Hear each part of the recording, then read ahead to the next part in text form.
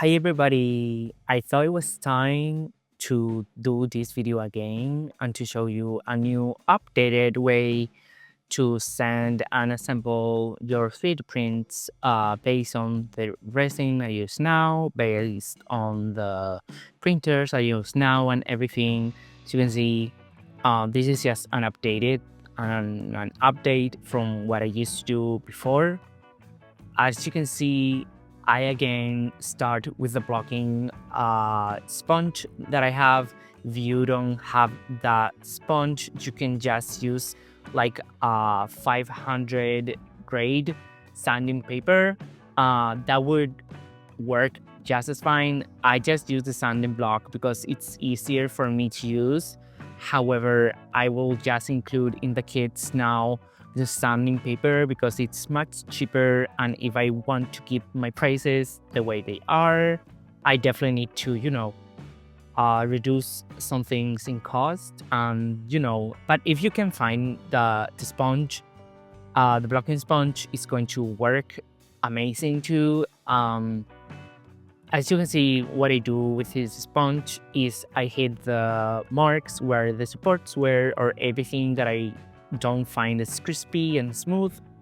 I think it's pretty self-explanatory, but everywhere the supports where you should sand it and leave it as smooth as possible, because that way you will not have as many scratches as you could possibly have if you don't sand those parts.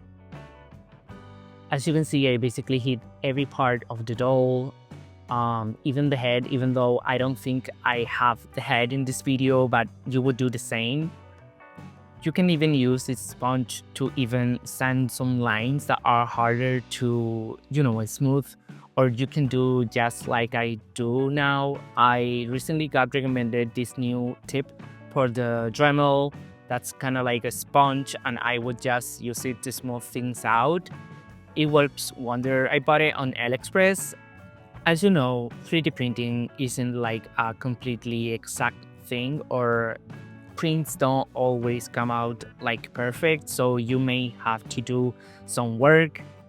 It is unpredictable for me to know if a color is going to come out perfect, if there's not going to be any lines, because most of the times there's going to be, and it's not like something I can avoid in a way.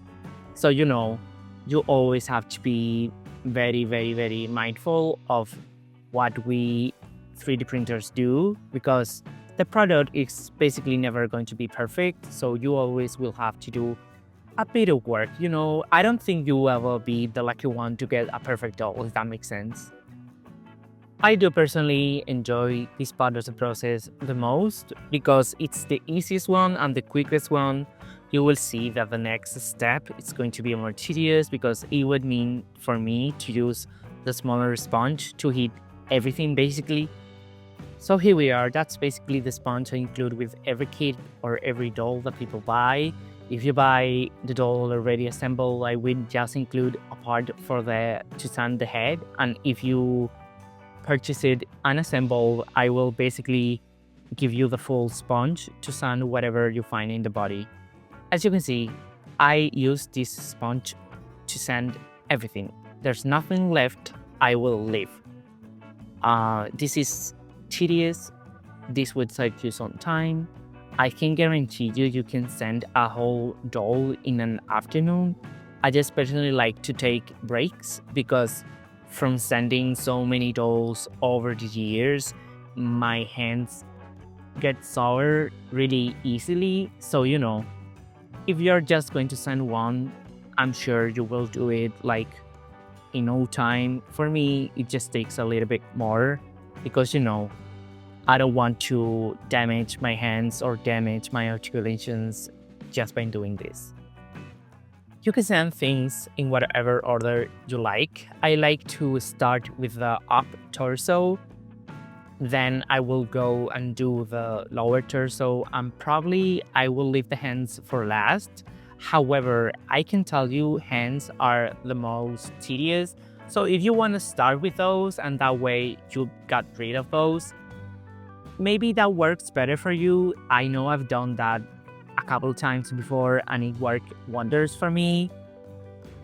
This whole sanding process is pretty explanatory. I will just hit everything with this mild sponge that's softer, and we'll just erase the first layer of the prints, so we will make it matte, and it will probably reduce any scratches that may have happened in the process of shipping or even like curing and washing the pieces. So, I'm gonna leave you with a bit of music to calm down and relax and chill. And I will talk again once we do something different, maybe. I don't know. We'll see. I'm editing this as I go.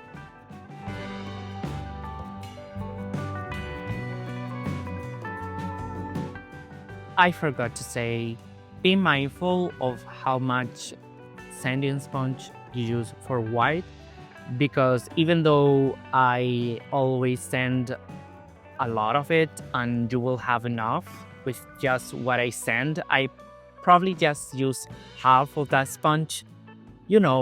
If this is the first time that you sand a doll, you can be very forgetful of how much you have left. So maybe just a small square will give you enough to sand the whole up torso, or maybe just two pieces. I don't want any of you to be sanding the whole body, and then when it gets to the hands you don't have enough sponge to sand them. So just be mindful of what could happen. I'm sure none of you is going to have a problem, but I don't want anyone in my DM saying I didn't have enough sanding sponge.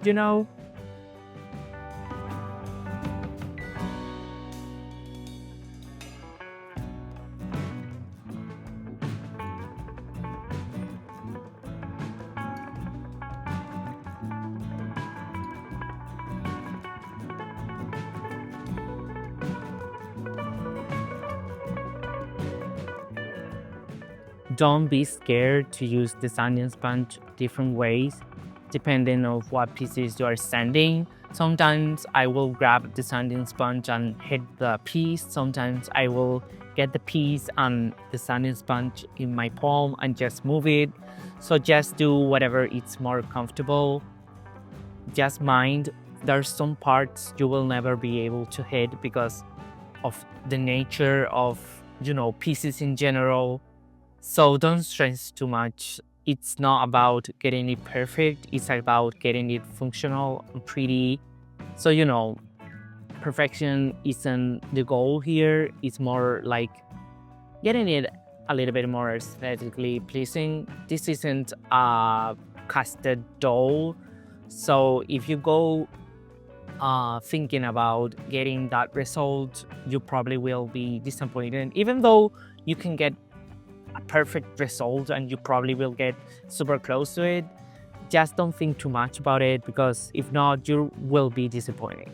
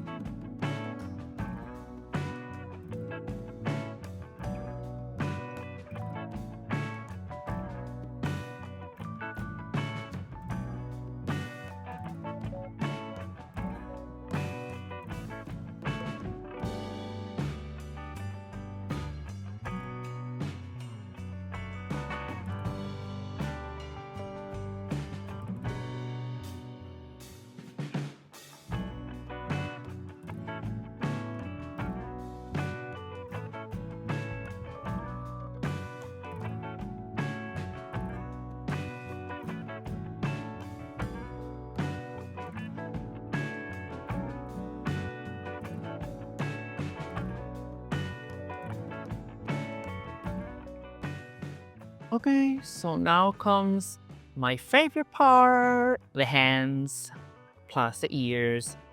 So I'm going to do this quickly. You basically have to do the same thing. Just be a bit mindful that if you sand too much, you will lose the details on the hands.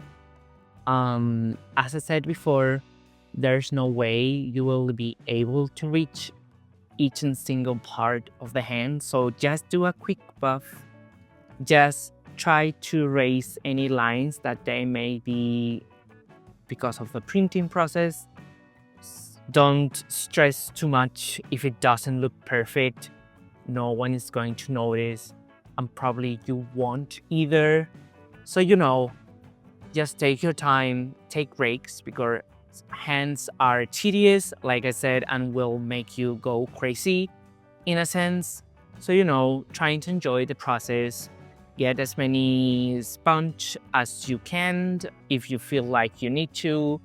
As you can see, I ended up not using much of the sponge. The sponge I was using was already cut a little bit. So, if you have a lot left, you can get the free pass to use whatever you need to. So, don't stress too much. Try to enjoy the process.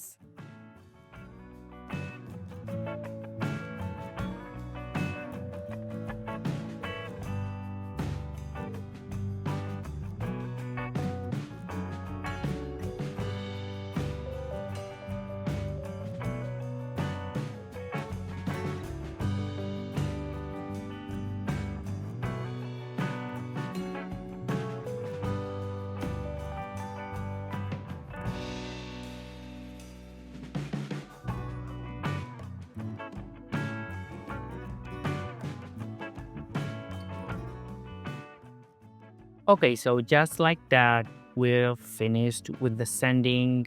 If by the end of the process you see that you need to sand anything else, just do a quick buff again.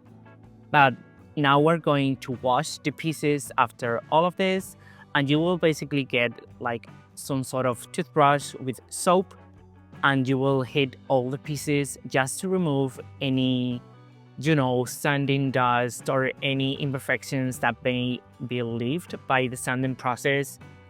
This is also pretty self-explanatory. Just rub it and, give it a quick wash. And then once you're finished, just give it a good rinse with cold water, if you will. I do personally, once I finish cleaning all the pieces, I like to cure them again for maybe 10 minutes or so. If you, of course, don't have a curing machine, I will recommend just to put them under the sun for maybe 15 minutes or so.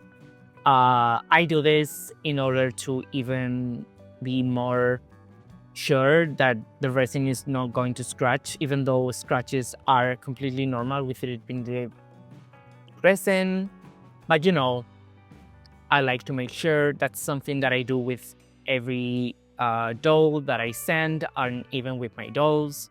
You will see in a minute how I do it. Of course, I use my curing machine because I have it, but if you put it under the sun, it's completely okay. What I would do is I would get like a glass jar, because it's really important that it's, made of glass and transparent. I will put it and I will fill it with really cold water, and I will just leave it and cure it. And after those minutes, everything will be perfect,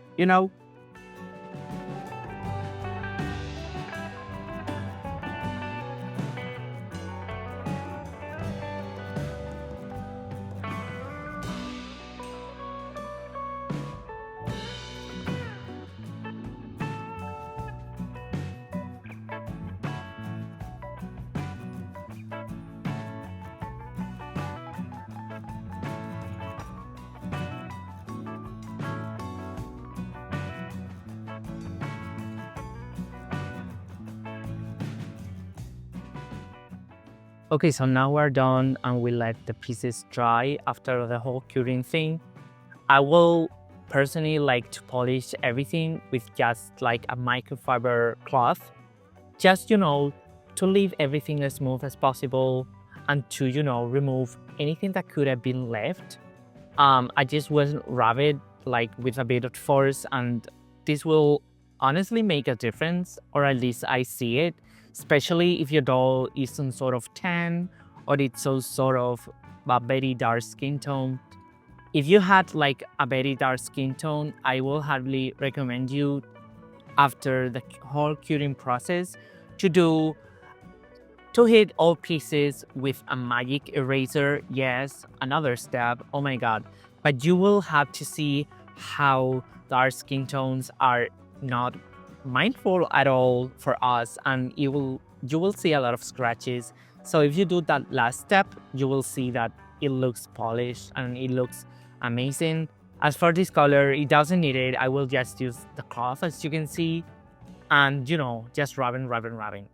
So in the next part of this video, on a different video, I will show you how I finish the whole doll, how I assemble it, how I do the hot glue, how I do the elastics, and how I do the magnets. So keep an eye on it. I hope you enjoyed this video, and I hope it was easy for you all to understand. And I hope this is a better video than the last one I did on this topic years ago. So yeah, hope you had fun. See you in the next one. Bye!